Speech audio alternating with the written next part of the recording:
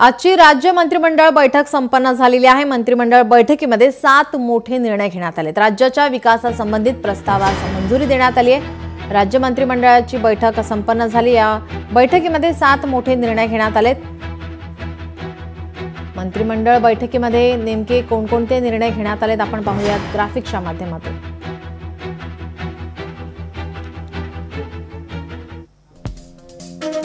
मुळशीतील पौड येथे लिंक कोर्टाऐवजी दिवाणी न्यायालय, कनिष्ठ आणि न्याय दंडाधिकारी कोर्टाची स्थापनेस मान्यता।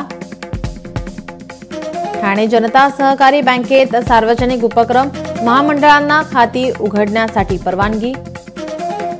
1976 पूर्वीच्या पाटबंधारे प्रकल्पाने बाधित पुनर्वसित गावठाणांमध्ये नागरी सुविधा पुरवण्याचा निर्णय।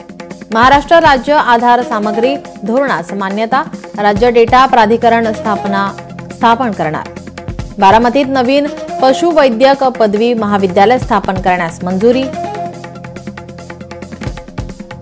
परळीत नवीन पशुवैद्यक पदवी महाविद्यालय स्थापन करण्यास मंजुरी। महाराष्ट्र महामार्ग अधिनियम कलम 18(3) 1955 मध्ये सुधारणा तसेच महाराष्ट्र महामार्ग अध्यादेश 2025 ला मान्यता।